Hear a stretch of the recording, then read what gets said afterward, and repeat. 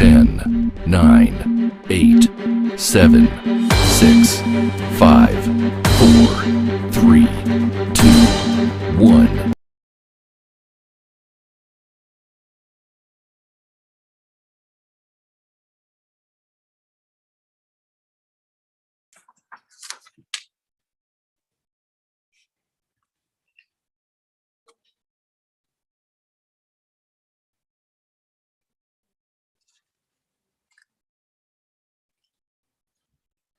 Namaste, namaskar, good morning. I, on behalf of the Axis Mutual Fund, welcome each one of you to this webinar today. This is our first engagement in this calendar year, and therefore I would want to take this opportunity to wish each one of you and your family members a very happy and importantly, a very healthy new year. My name is Hariharan, and I head the distribution and investor engagement and awareness programs at Axis Mutual Fund. We really are in very interesting times. The last 2 years have provided each one of us with a very, very different kind of experience, both as an individual and as an investor. The equity markets have always been a good teacher, and the last 2 years has not been any different. It has taught each one of us as investors some very important lessons. It has been a roller coaster ride over the last 2 years, starting with the market corrections in March 2020, which was then followed by a very bizarre kind of rally. The last few days has again been very choppy, and we have seen the markets fall on a weekly basis for the last 2 weeks. To be more precise, the last week, in fact, which ended yesterday, the Sensex and the Nifty has dropped by 3% this particular week. We have a very important event that's coming up in a few days from now, which is the Union Budget.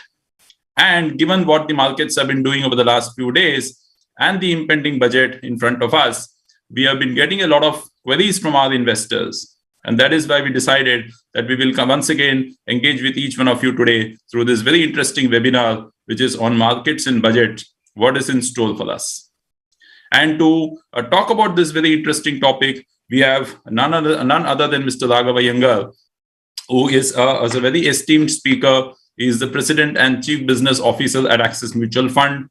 He comes with an experience of more than 20 years in the mutual fund space, and then strongly believe that the next 15-20 minutes is going to be very, very enriching for each one of us. So please listen to the presentation. And once we are done with the presentation, we will have the round of question and answers, which will be moderated by Pragati. Over to you, Mr. Raghava Iyengar. Thank you, Hari. Thank you. Good.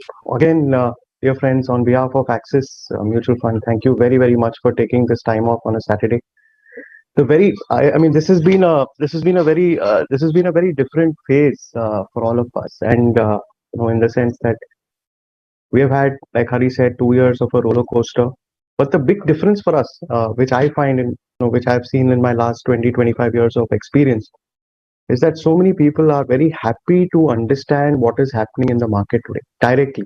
Earlier, you would have people looking at the newspaper, looking at TV, but today there is a very, very big move, and I must compliment all of you, especially who are taking this time off on a weekend.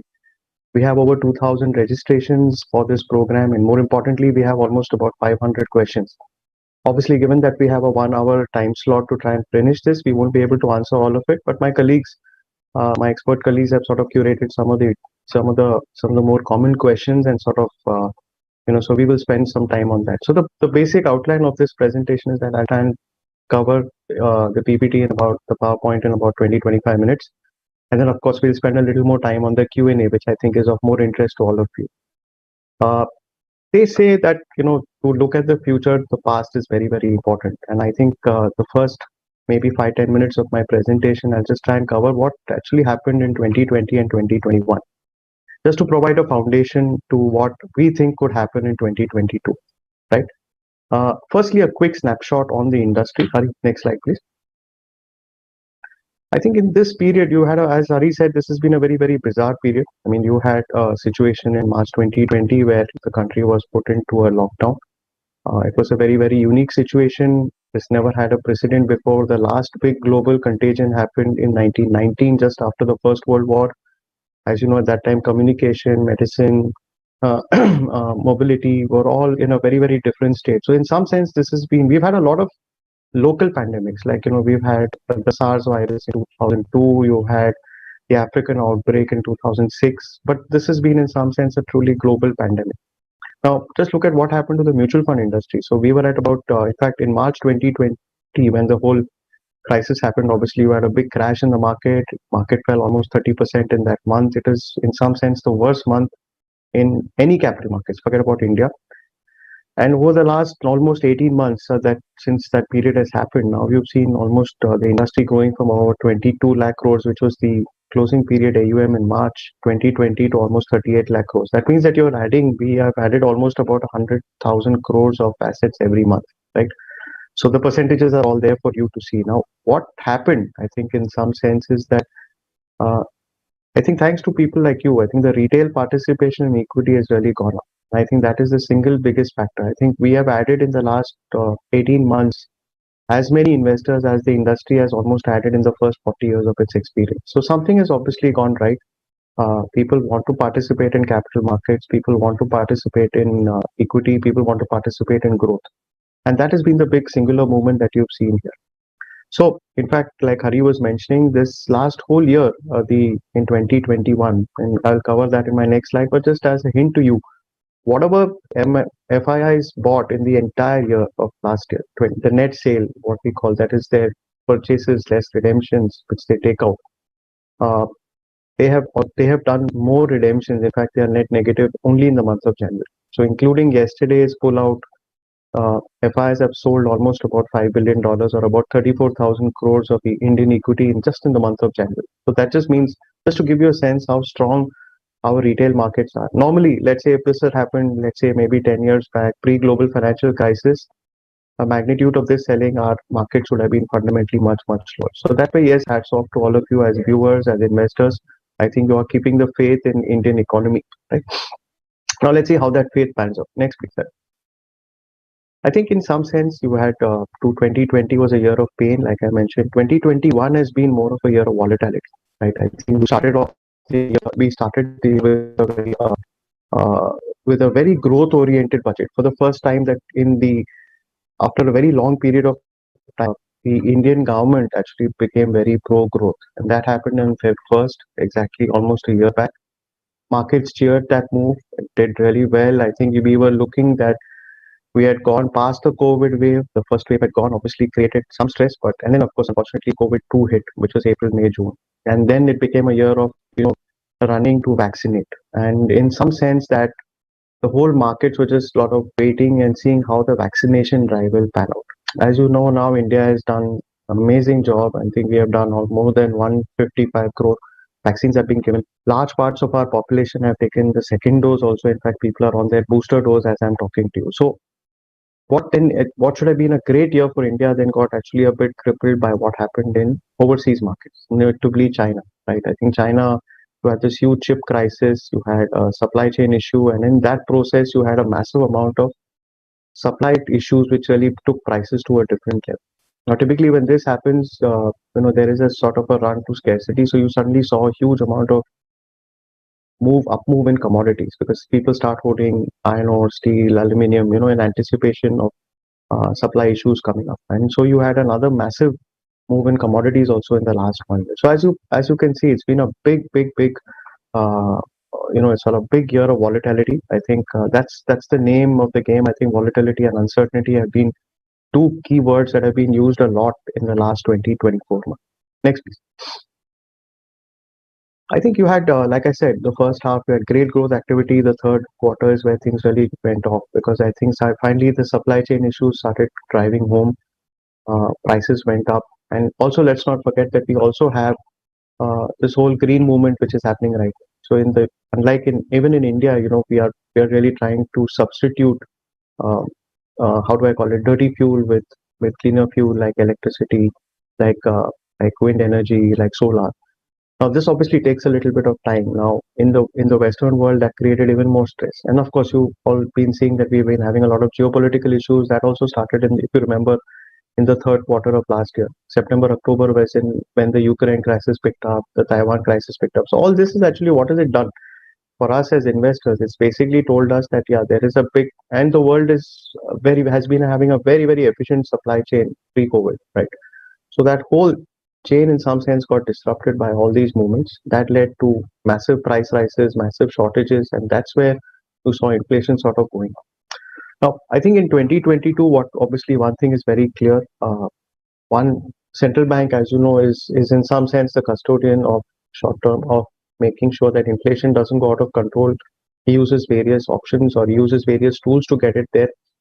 Most central banks, and this is where there's a bit of a dichotomy again, because the Western central banks, led by the Federal Reserve, which is today the largest in the world, and in some sense is actually a banker to the world, has already expressed that they will be mostly increasing rates from March onwards, and more importantly, they will be reducing the amount of money flow in the system, and they will be doing many more interest rate hikes because right now for them inflation is a top priority.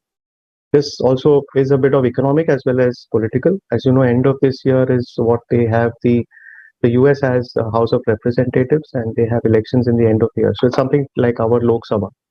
So obviously price rise, inflation is something that no voter likes, and obviously the political machinery there wants to make sure that it does anything possible to make sure that that is done. But having said that, there's a policy stimulus withdrawal. Means if everybody, if you remember in 2020, the economy froze. We discussed it about 3-4 months back in one of our sessions over here, where we said, how do we get the economy kick-started? To think of the economy as a human body, I think you need the money flow or the liquidity is actually what actually needs to get that going. So you had a situation where things had stopped in 2020. All federal banks, including India's Reserve Bank, came together, flooded the system with vast amounts of liquidity, and sort of energized the system to sort of get the things back and pumping again. Now you've seen 2 years of heavy duty pumping, and I think people have now realized that things are back. How do people figure out whether things are getting back to normal? Obviously, one is growth. Growth has come back in most parts of the world. Number two is, of course, employment. And if you see places like even United States, which is a very, very efficient labor market, you're finding that employment is actually now reached unemployment has reached very, very, very low level. So you could see some level of growth cooling because obviously vast amount of liquidity also leads to a huge amount of growth there. And obviously we expect consumer spending to go up a little more. What has happened, of course, in the last 6 months, especially, is that thanks to the vaccine, people have become far more confident to lead normal lives again. So even if you see the latest third wave as we are going through it right now, so yes, of course, in terms of number of cases, optically, India is close to almost 400 lakh plus cases. But if you look at the normal day-on-day life, has not been affected as badly as it was, obviously, even in phase two, where you had hospitals going out of control, you had huge number of deaths, and you had all kinds of health issues, which actually created a lot of panic in the with regular people. That's not there today. But I think importantly, if people are expecting this 9% or 7-8% growth to continue, I think that will not happen. For one reason, obviously, inflation is much higher. So as you know, higher the inflation, you get higher input costs. Higher input costs, most companies will not be able to pass on the entire cost rise to a customer because it's a very, very efficient market. So obviously that leads to lower profits and consequently possibly lower stock prices in the short term. The second thing, of course, is that as interest rates go up, apart from individuals, corporates are very, very large borrowers. So any rise in interest rates will automatically lead to a dilution in terms of their net profit. But remember one thing, all this is happening. Why are central banks doing this? They're doing this largely because they feel growth is back. So fundamentally, growth is back. You will have this little bit of short-term issues like inflation and interest rates. But I think if you're here for some time, that growth, when it starts kicking in, will automatically start leading to higher profits and consequently higher prices and obviously better returns for your portfolio. Next, please. I think the Indian market had actually, in some senses, the best year for the Bombay Stock Exchange. I don't know how many of you have seen this, but the index actually rose 10,000 points in the calendar year last year, despite all the little bit of turbulence that we had in November and December. So we had a very interesting phase where on one end you've had wave two, which was actually far more crippling, far more closer to home than wave one. But the markets just sort of shrugged it off. And why did that happen? Because if you remember, in the first 5-6 months of the year, it was wave two actually dominated. In fact, the first quarter was the budget The second quarter became wave 2. The third quarter became vaccination. And now the fourth quarter, which is October to December, has actually become more international. So in some sense, if I were to break the year into four parts, this is largely that's what's happened. It's been a big, as you can see, a big roller coaster ride. Quarter one was a period of optimism. You had a great budget.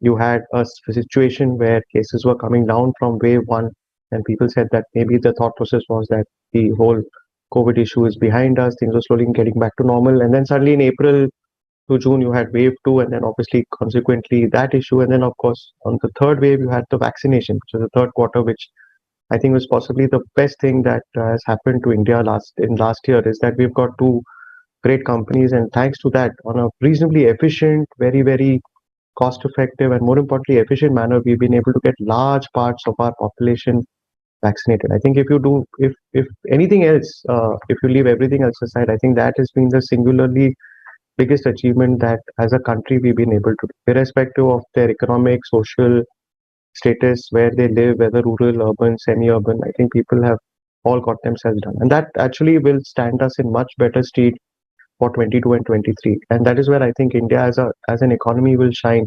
compared to maybe some of our other emerging market peers or even some of our developed peers. Yes. The other last thing, of course, was it's been a year of alpha. As you can see, the Sensex actually just gave a 22% return. But just look at on the right hand side, the small cap, which is companies which have a market capitalization of less than 10,000 crores, have actually grown by almost 56%. Right. Obviously, why did this happen? I think obviously one is there is far more retail participation in this space. So one needs to be a bit careful both on the BSE 100 and the small cap. These returns, they are obviously India's future growth companies, especially in the mid cap side. But you need to be really careful about management, sustainability, and more importantly, a lot of other technical issues. So people who are watching this and who have a reasonable amount of exposure in small cap and mid cap, maybe one thing that you should do over the weekend is just sort of look at it carefully, go through each and every company, just make sure that there's no shock coming around your way. Because the challenge with these companies is that you have reasonably extreme movements of stock prices, which does not happen in larger companies, right? And this is, if you look at, I think again, in terms of, next slide, please. I think we look at the indices. This is another interesting chart. So again, the Nifty 50, which is our benchmark index, just went up about 22%. But just look at the Nifty Metal Index, that went up almost 60%. And now that's largely fueled by the entire commodity boom that has happened across the world. Now, Nifty IT did very well. That was the second biggest one. But what didn't do very well, which did very well, by the way, in 2020 was Nifty Pharma. So if you go back and just do a flashback, Nifty Pharma was the best, one of the best amongst the top three performing indexes at that time. And of course, you had the Nifty FMCG, which is your typical consumer goods companies. They also didn't do too well.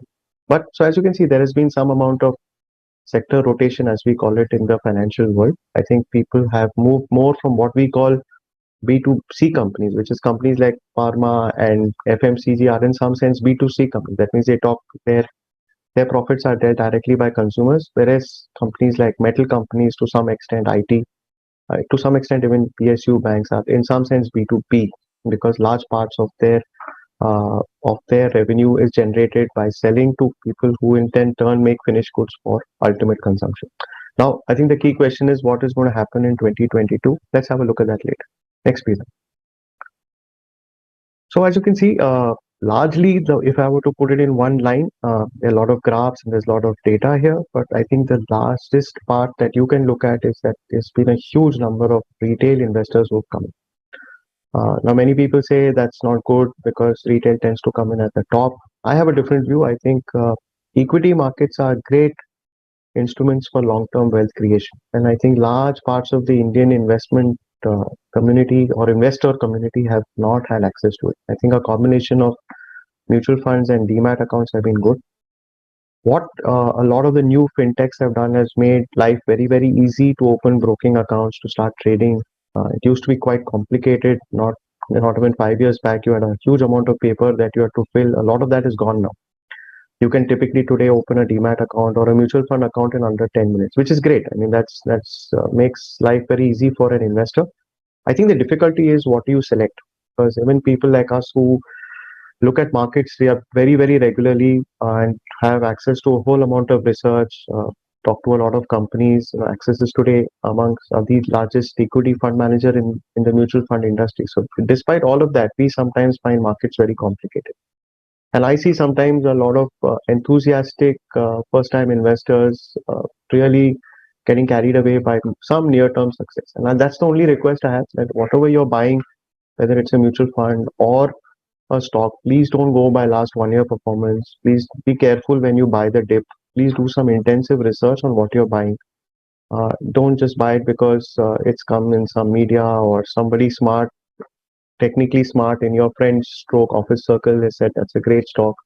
Those are all the classic mistakes that many investors have made. And I've had, unfortunately, because of my 20 year plus journey in capital markets, I've had the opportunity to meet many of them. And unfortunately, most of them say the same thing, that they didn't do their homework well enough. If you don't have time to do that homework, my suggestion is just give it to a good mutual fund manager to manage and then just sit tight and enjoy the journey. Equity markets are brilliant investments for long-term wealth creation. In the short term, frankly, it's a bit of a casino.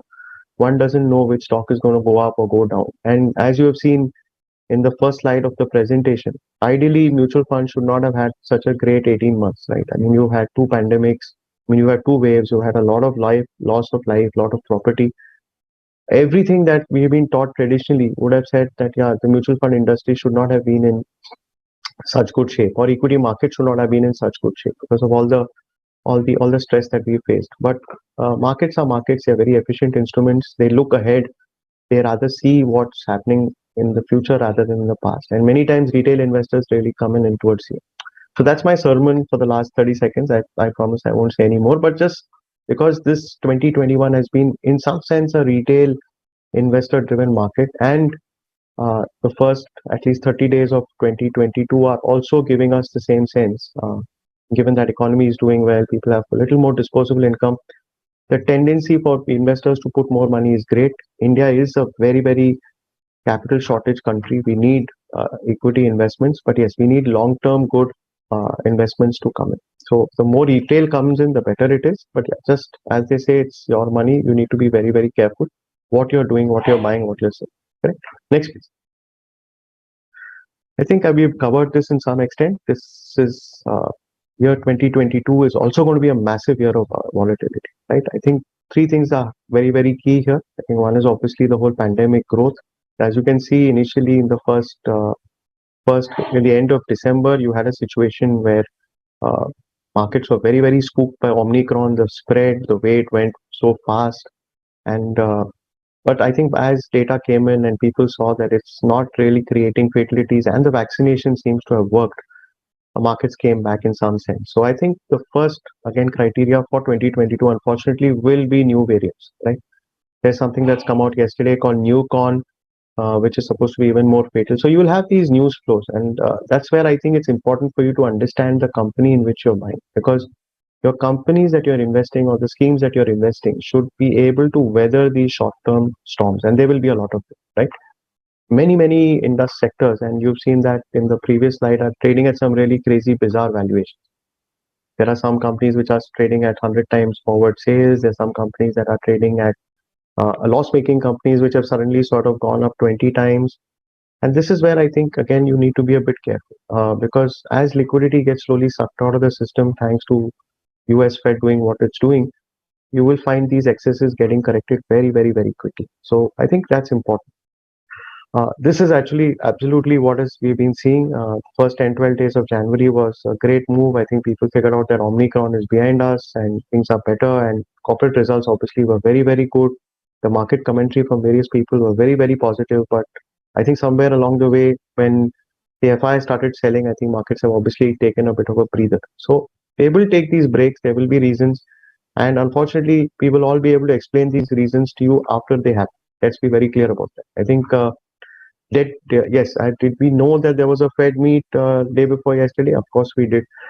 Were we expecting a fairly harsh or rather a commentary which will say that they will start raising rates? Of course we did, because 6 months back they had already announced that they're going to start pulling back on liquidity. The inflation levels, the wage growth levels obviously are really pointing to that. But did we expect a $5 billion sell-off in the month of January in about 15 days? No, frankly, we did not. And it's happened across the board, whether it's a good company, bad company. And that's why you see a lot of the large cap, really solid companies have actually got beaten down because unfortunately or fortunately, FIIs also believe in very, very are big believers in long-term sustainability, liquidity. And so many of these large frontline companies, for no fault of theirs, I mean, they've had a very, very spectacular 9 months. Their commentary for 2022 is solid. You have the usual headwinds of interest rates, rising commodity prices, but there's no reason why a stock should be down 20, 30%. It's just possibly because some part of your ownership wants to get out and maybe just sit on the side and wait out till March, April, till they get a sense of how globally markets are behaving after the Fed starts raising rates, right? So it's a good thing is that, yeah, that's the beauty of the market. You have various constituents. You have the retail constituent, you have the FI constituent, you have the institutional constituent, and each one of us thinks a little differently. So my personal belief and our corporate belief is that Axis, we think that these corrections should be used to sort of, if your equity allocations are less, and that's something that you will know personally. There is no one size fits all. But if you feel that, like many people who have told me that we sat out in August, what do we do now? I think you can use these corrections to come in.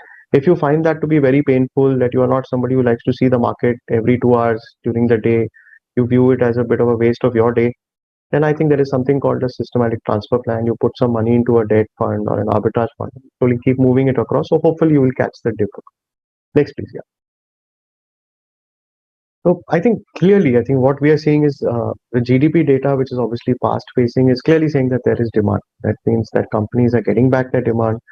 I don't know if most of the corporates that we are talking to are talking of spending a lot of money on increasing their capital expenditure. That means they are putting in new capacity, something which has not happened uh, in the last almost decade or so. So people are positive, but obviously people are cautious because one thing that spooks everybody is now three things actually. I think I call it the three C factor. Obviously, one is COVID. The other one is obviously uh, sorry. One is COVID. One is and obviously China. So there's a lot of global stuff that's happening around, which frankly corporates are also a little unclear about, despite their ability to forecast demand. So I think they've been very, very cautiously optimistic.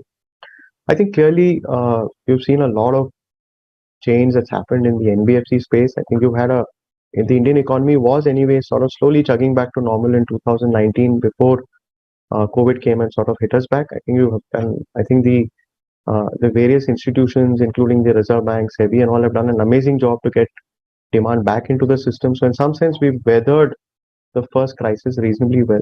But of course, the challenge is, of course, is that how do we make sure uh, that we weather future crises that come, right?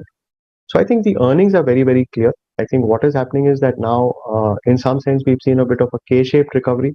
That means the large are just getting better and larger. The smaller companies or companies which are not able to adjust to new ways of working, to work from home, or maybe have lean chain supply systems or digital expenditures have been much less. I've actually seen a downfall in their returns. So that's where I think you guys need to be all you of you need to be very, very careful on where you're investing. I think that's very, very critical. I think this is a year where I would actually give money to people who are far more larger, sustainable, and because it is going to be a bumpy year. Next, please. I think clearly earnings are a big story here. I think clearly demand recovery, obviously in certain cases, like you've seen, for example, in the banking space, the banks have actually had a fairly tepid demand. I think they've produced some amazing results, but I think very clearly market is yet saying that there is yet some distance to go. And of course, I think the digital theme is very, very critical because I think people have now really understood what digital can do. Digital can essentially do and really multiply your revenue. And in some sense, there's vast pools of capital available for good ideas today. And these pools of capital are not really judging companies by the traditional metrics that we all tend to judge, which is return on equity, net profits, etc. They are really looking at them doing something very disruptive. And I'm trying to find out who is the next, let's say, for example, the new Amazon, which is always in fashion today. But apart from that, there's a lot of other things that are happening quietly on the side. Work from home is becoming a very, very current option now. People are finding new ways of manufacturing. Transportation, logistics have completely changed, if you ask me today. So I think there's a whole lot of things which are quietly happening. below the surface, which is not really coming out. But one thing I would really urge you to see is that there is a huge amount of money that's coming. If you look at the pink papers or business newspapers, you'll find practically almost 2 pages or almost 20% of the newspaper is now devoted to finding, to talking about how unicorns are getting created, how new funding sources are happening, and stuff like that. So I think these are the three key themes that we feel will really drive the markets in 2022, this calendar. Next slide. On fixed income, yeah, maybe quick 5 minute snapshot because Indians are very large fixed income players.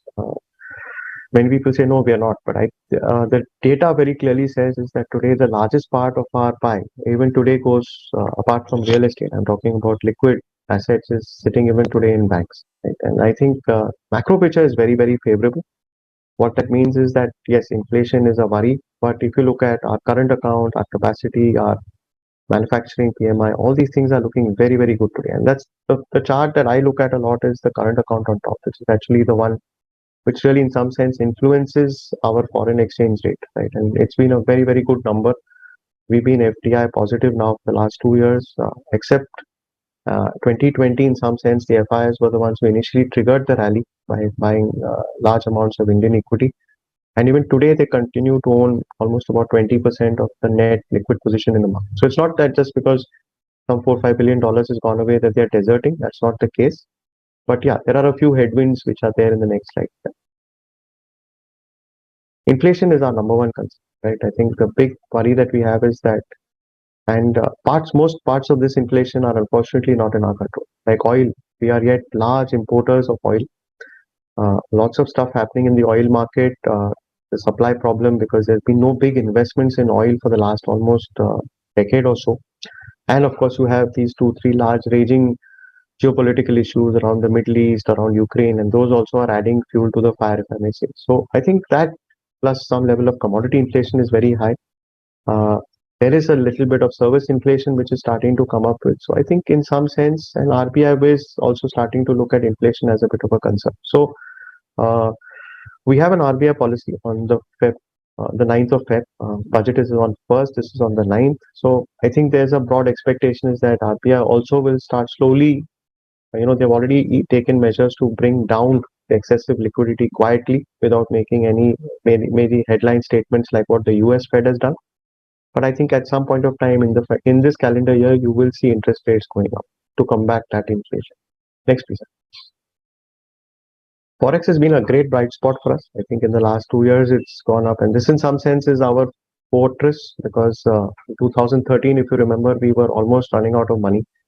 We had just about, in 1991, a large part of our reforms started because of the 1991 Forex crisis. So I think, yes, what will happen, of course, is that with US looking to raise rates, you will see depreciation in Indian rupee. That is very natural. And that's already in some sense happened. So if you look at the last 30 days itself, the US Indian rupee has been amongst the second worst performing currency in the world, just after the Korean War. So this is happening, and there's nothing significantly different. As a formula, the rupee always depreciates more. Typically, the difference in inflation over the long period of time is the difference. And as you know, US, except for the last 1 year where it has had very high levels of inflation, the inflation differences between India and the US have always been 4-5%, and that's largely been the long-term depreciation of the Indian rupee. So yes, you could have that thing coming in, and so that's another area, that's another blind spot that you need to think about when you're investing also, because there are many companies who are net importers. They will have again slightly higher input costs, but of course companies in the IT space, to some extent in the pharma space, which are net exporters, obviously they will benefit with a weakening rupee. Next, please.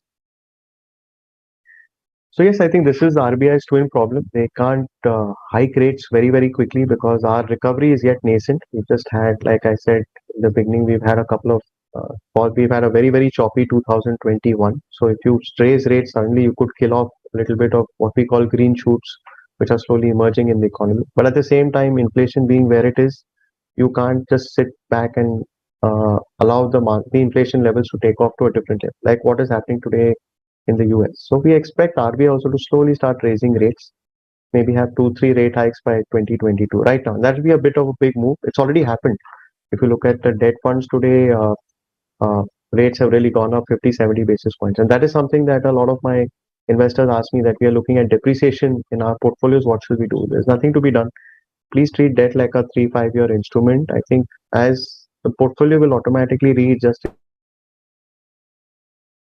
itself. So when you look at your portfolio 3, 4, 5 months down the road, you will see this 15, 20 day gap actually getting evened out over there. So in that sense, it is a far more predictable asset class. The other thing I would urge a lot of you to do is again look at debt funds again.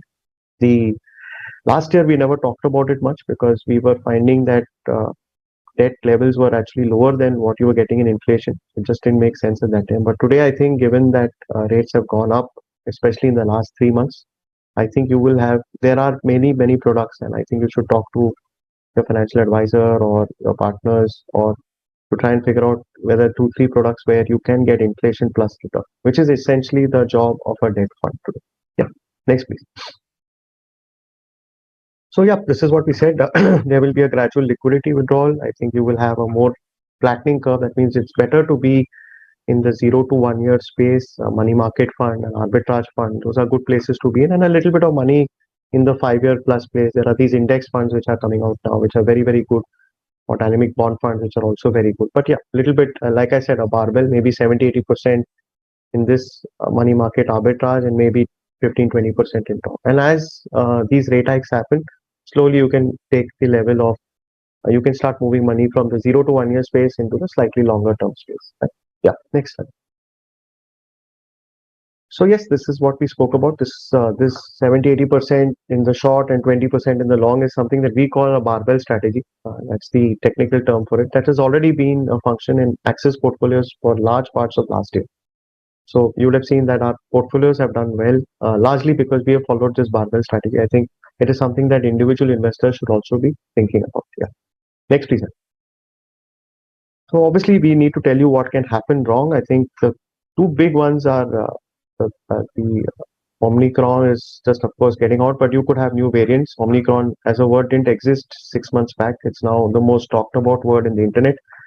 Worries, of course, on China. It's a very opaque economy. It's a very controlled economy, and but it is this world's second largest economy. It's a $10 trillion economy. It is not some small fringe business which, like people tell us, like if you remember, I don't know how many of you remember, but in the early part of 2010-12, you had a serious issue in Europe because Greece was almost in financially very bad shape, right? And then it took a concerted effort by the European Central Bank and various other economies to get it back on track. And Greece is a great success story today.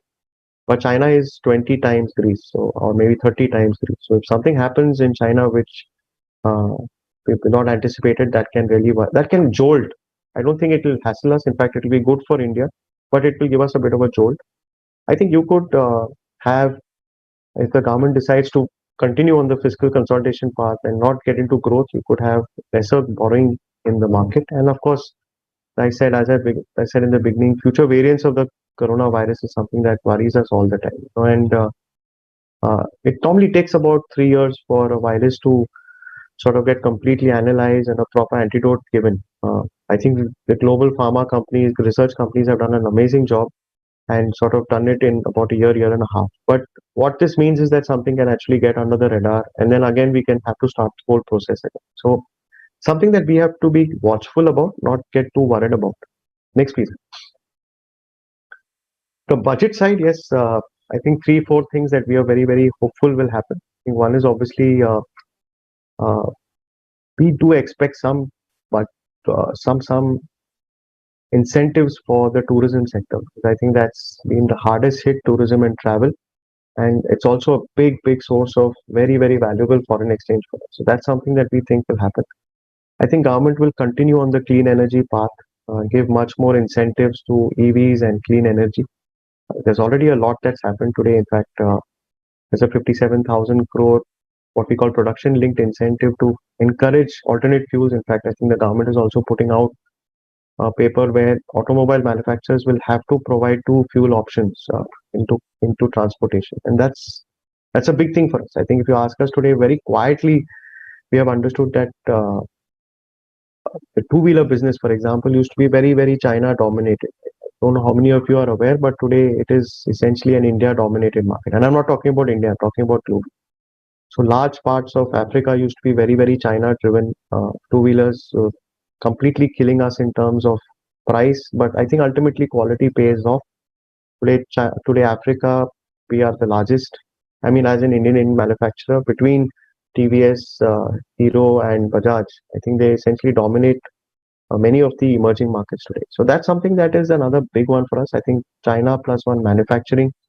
So obviously last year they did a lot of PLI boost, and I think that's given a big boost to various parts of the economy. I think things that are we will expect are obviously is on chips. I think that's something that we need very, very desperately. That's what's happened to our car business. Last 1 year, if you see, the auto index has not done well because of a shortage of chips, not because of a shortage of demand. I think there could be from the personal side. I don't see much happening there. I think with last year's new tax regime coming in, maybe some more clarification. Given that a lot of us are yet working from home, you could have a work from home allowance, which is something which is very useful because there is a fair amount of expenditure that we all incur personally, and if you get a tax break on that, nothing like it. An ATC limit is possible because it's been almost a decade since that 150,000 rupee limit has not been done. But largely, given that we are getting into an election time frame, our views that will not be really path breaking. I think it will be more of the same. I think government will talk a lot about all the things that they've done, especially on the vaccination side, and obviously what they intend to do there to make sure that health continues to get a large part of the budget there. It's a difficult one in the budget. I think that's something that why we talking about the budget here from an individual investor perspective, really nothing for us to do. There will be certain industries which will do well. Like let's say hypothetically, if GST comes down in health insurance, you could see health insurance companies stocks going up. You could see some other places where maybe if some import duty gets put in, you could see something happening there. But these are all very transient, very short term.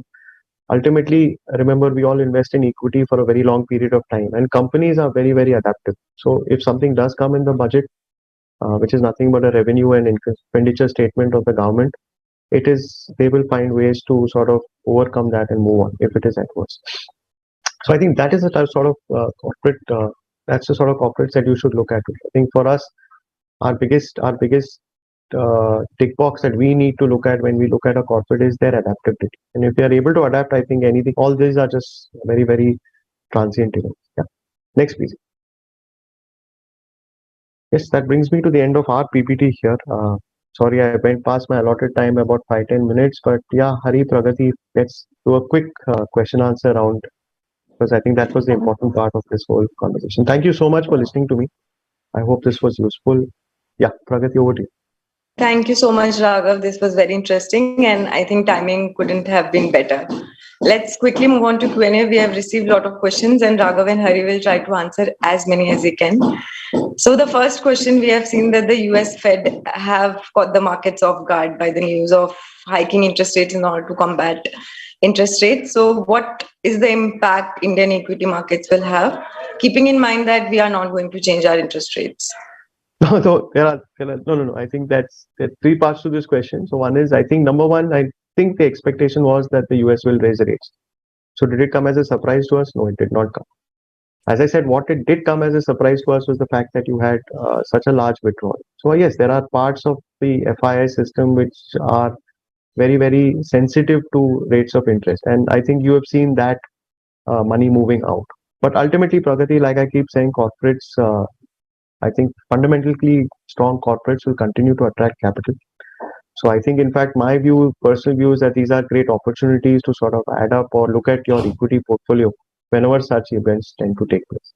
In terms of Indian interest rates, no, our view is not that we will not raise rates. We may not raise rates immediately, but I think definitely our view, Axis view, is that over the next, at least especially in this calendar year, maybe not in the first 6 months, but definitely in the last 5-6 months, there will be an interest rate hike movement that will happen. Again, nothing to immediately worry about. Just one has to take it into account when they are making their financial projections and try and be in companies which will be able to benefit from that. Second question is to you, Raghav, again, because it's in continuation. With the FII selling since last 2 months, will DIIs and retail investors be able to absorb the pressure, and whether this selling is going to stop after the budget? I wish I knew when it's going to stop, Pragati. Nobody knows that because we look at FIIs as one option. Actually, they're not. There are a bunch of various, like how we have Indian institutions, mutual funds, insurance companies, hedge funds, large individual investors, large private equity investors. Similar thing in a much more complex way is FIs. So of course we all just club them in because they're all foreign institutional investors, right? But each one of them have their own way of looking at it. So I don't know the answer to that question. I can only tell you that in the past, whenever they have sold for reasons other than fundamental reasons, like if there is an issue on growth or there's an issue on corporate profitability, and they've sold more on because of liquidity or because of some macro issue in their market, it's actually it's a good time to actually pick up. It's for us, it's an opportunity for Indian domestic investors. In terms of, I'm sorry, which was your first question, Prakriti? I missed that. How will retail investors in DI Yeah, okay. will So absorb? I think the beauty of the retail market is that today we are now SIP flows into Indian mutual funds are now almost 20 billion to 25 billion dollars a year. It's a large amount of money, and I'm not talking of lump sum. I'm just talking of SIPs. Plus, 15% of the EPFO money also goes into equities, as you know, into large cap, into the Nifty ETFs, right?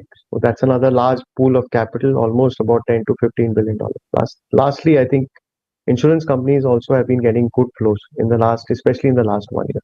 So if I put all this together and the fact that there is now direct retail participation also of a significant magnitude, I think these flows combined will be in a position to absorb any big flow which has happened. And that is visible. I mean, if you look at the month of January, like Hari said, you had in the broad markets have corrected just about 7%. Now, with a $5 billion outflow, right, so far for the month. In my experience in the past, whenever you have such issues like this coming in, you would find that the market would have corrected much more. So, in some sense, Indian retail investors have provided a bit of cushion already to FI outflow. Thank you, Raghav. The next question is to Hari, since you mentioned ETFs. A lot of investors keep on asking which is better, mutual funds or ETF, and whether we should, what is the advantage over MF of the ETFs? Yeah. Okay, so if you actually look at it, ETF is also a mutual fund. As the name suggests, it's an exchange traded fund, which means this is a mutual fund that is traded on the stock exchange. So in a sense, it behaves like stocks. So ETFs typically are passive investments, and the objective of the fund manager is to try and mimic the underlying index of the market, and therefore deliver a return which is in line with the market. So that is where the ETF comes into play. In most cases, you will typically find that an individual would want to invest in a mutual fund from the purpose of sort of getting better returns than what the index of the market would provide. And that is where active fund management becomes very important. ETFs being passive will have a slightly lower expense as compared to the actively managed mutual funds. But it's a case of you wanting to get higher returns than what the market would provide. And that is where the advantage of active mutual fund is. In my sense, I think both of them have a role to play in the portfolio of an individual. Depending on what is the risk appetite, what is the kind of investment time horizon one is looking at, one can definitely have a mix. In the Indian context, I personally believe that the active mutual fund could have a dominant role, close to about 70-80%, and the 20-30% could be into index. And again, when you look at index or ETFs, for that matter, one could look at some of the sectoral index or ETFs, which typically one does not get as an exposure in the conventional active mutual funds. So I think both of them have a role to play, depending on what is it that the investor finds it to be suitable. Hari, next question to you, because a lot of investors have asked that they have done a lot of profit booking in August, September, and then they did not get a chance to enter the markets. So, what should they do? What should be the strategy? Should they wait? Or, because nobody knows when is the right time to enter. Yeah. Well, I think we have got this through a lot of investors who have sort of jumped the bandwagon and exited from mutual funds. The reverse happened in 2020 when the market started the rally after the correction in March. I think 50,000 odd crores of money got out of mutual funds. Then we had this huge rally. I think most of the people who would have exited in November 2020 would have missed this entire rally. And again, we are getting the situation where people have sort of exited the mutual funds because they have got a reasonably good profit. I think clearly, as Raghav sir also mentioned in his presentation, you will have this intermittent corrections that will keep happening. He said that 2022 is going to be a volatile year, which means that we could have enough opportunities that will come our way in terms of putting this money that is available. And the best way to do is, he also talked about STPs, which is a systematic transfer plan. So you can park your money in a debt mutual fund, which is not very volatile, get a stable return from there, and channelize that investment into equities is what is suggested. So put the money lump sum into a debt mutual fund. You can look at a money market kind of fund, which is there available today from a parking perspective. Put it there and do a STP. All the other ways, if you can time it in the sense that you can monitor what is happening, you could yourself stagger those investments as and when you get a meaningful correction, about 5% or so, you could sort of start deploying the money from that debt mutual fund personally into the equity funds. The third option for me also, Pragati, is that you could also look at balanced advantage funds also.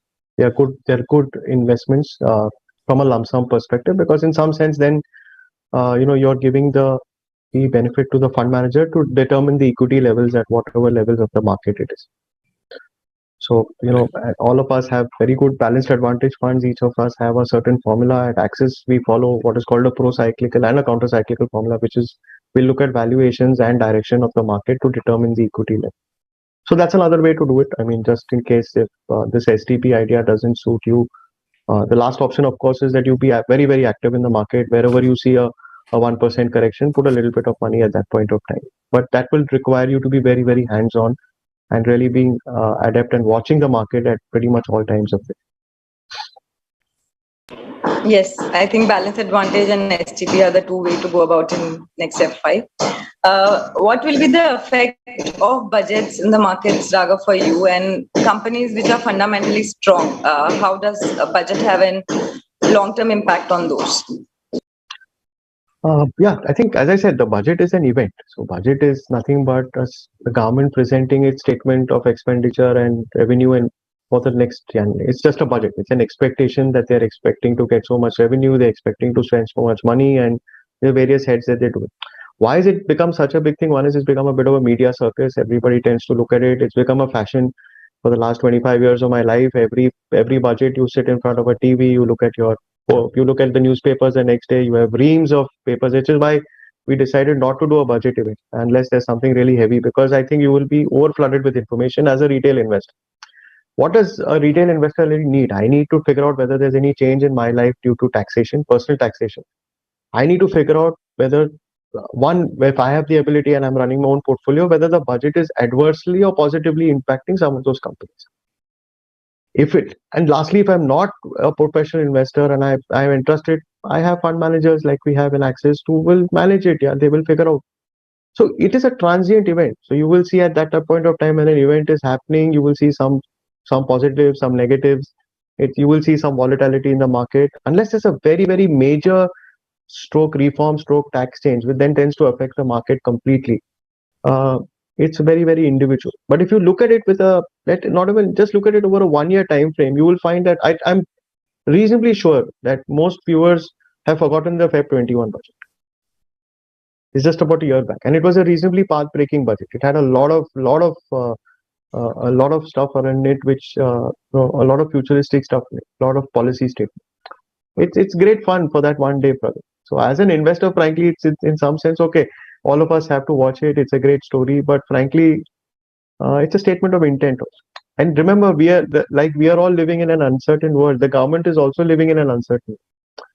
I mean, they are making their assumptions based on the facts of what is available to them today. Obviously, they have access to much higher information as compared to you and me, so they have a much better way to look through the future. But I think all that is, adaptability again is the key word again over there. Raghav, again, next question in continuation of budget. India is going through a dynamic change that hasn't been seen before. How do you see the economy unfolding in the future, keeping in view the PLI schemes and other incentives which are given? Insights can be derived for future stock market situations for the coming F5. Yeah, the PLI was a superb thing that happened last year. So I think today there are two big moves that are happening. I think in some sense this is a bit of a golden decade for the Indian economy. After a very, very long period of time, you are seeing Indian entrepreneurs and companies actually getting into capital expenditure mode, which is meaning to say, Pragati, is that their existing capacity is more or less full, and they are expecting demand to be higher in the coming period. That's when a corporate will sink resources to improve its capital, to improve its capital, right? So that's the big one for us. I mean, if you ask me to, the remaining stuff is all enablers, if I may use it. The PLI is an enabler. The interest rates getting lower is an enabler. The amount of liquidity is an enabler. But this is, in some sense, the big one. The second big move, which I think the market caught on to, which is actually provided in the third quarter of last year, was this whole China plus one. I think the world realized with what is happening in China, with their crackdown on internet companies, their crackdown on software companies, that they need to have an alternative, right? And that is why you're seeing some tilt of manufacturing coming back into places like India. And I think the government has realized that, and that is why I think that has been a fundamental thought process in their whole ELI scheme. So if you look at the kind of production-linked incentives they've given, which is automobiles, EVs, batteries, futuristic technologies, logistics, a lot of this is actually to try and capture a little bit of that demand which is also emerging. Why do we need manufacturing? We need it for employment. Our biggest curse and our biggest opportunity is that we are a very young niche in terms of this. So we need to give our youth employment, and as you know, manufacturing is a large component of it.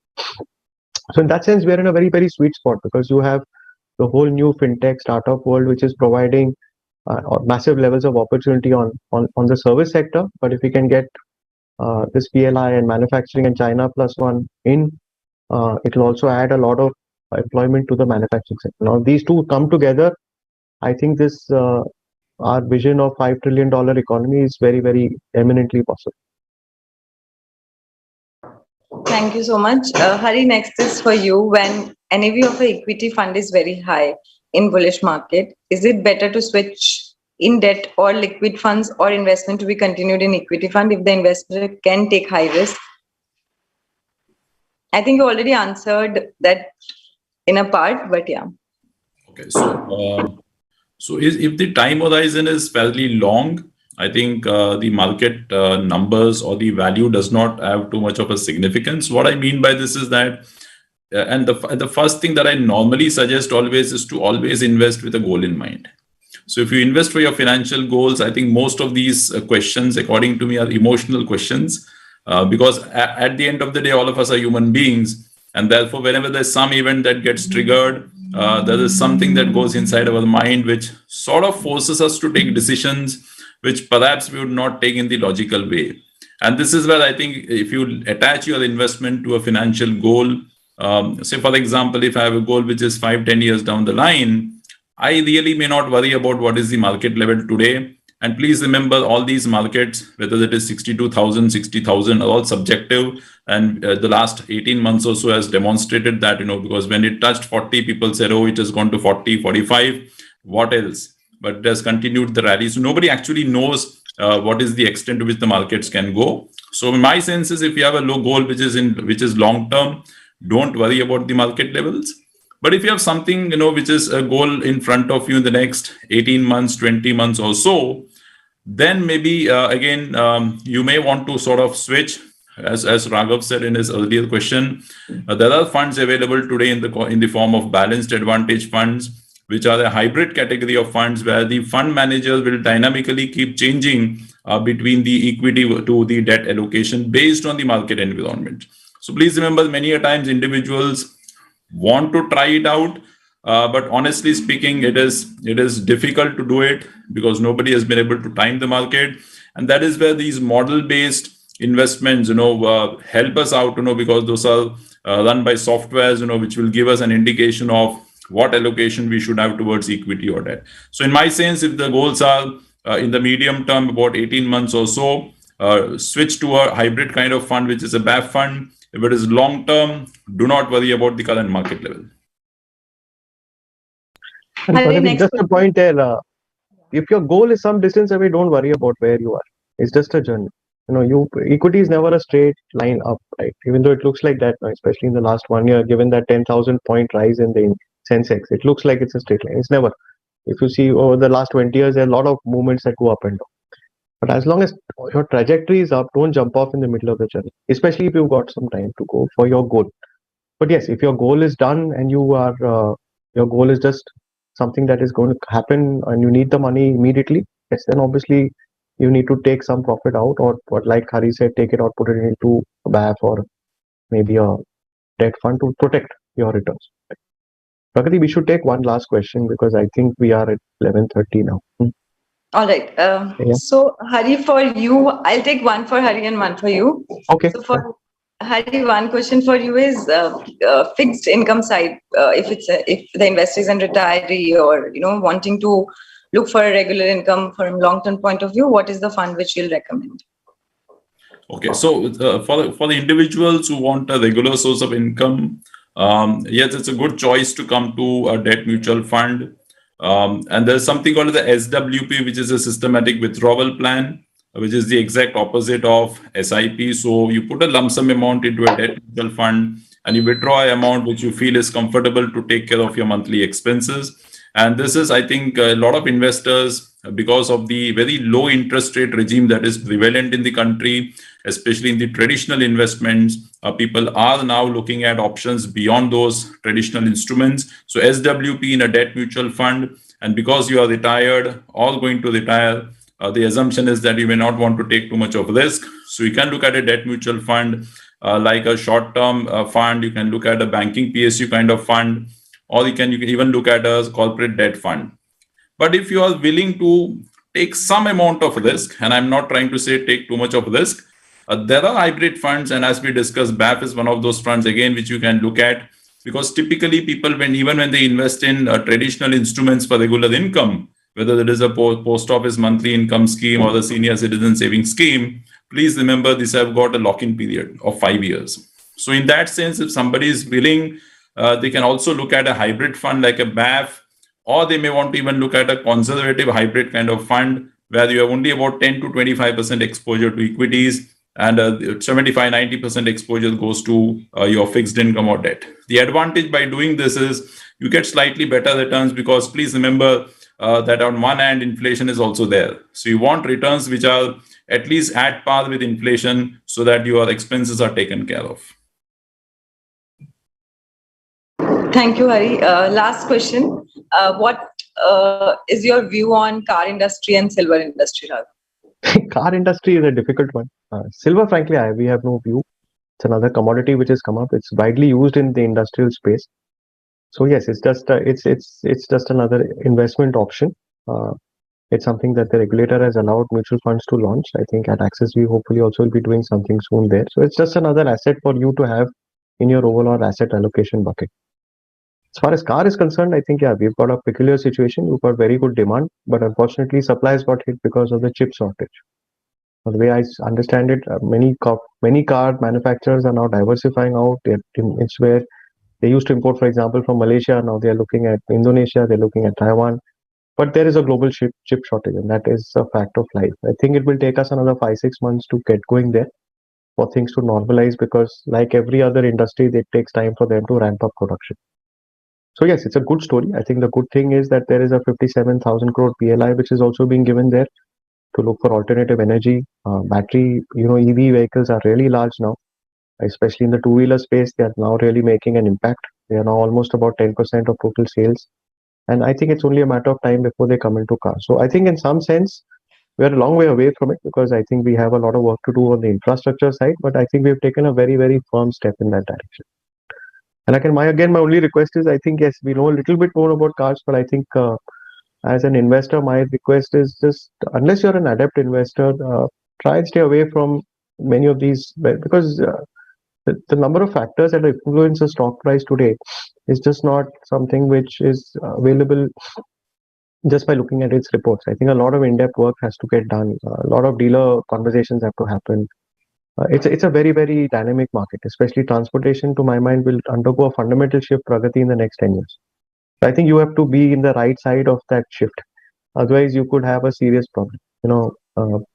Some of the biggest car companies which were dominant 25, 30 years back, which was, let's say, I don't know how many of you remember Hindustan Ambassador, or a Premier Padmini in Bombay, they don't exist anymore. Whereas people like Maruti, Hyundai, now of course Kia Motors, they've just come in and swept stuff. So it's a difficult market. So my request to an individual investor is let that go to a professional. His chances of sort of getting the best fit for your investment is much higher.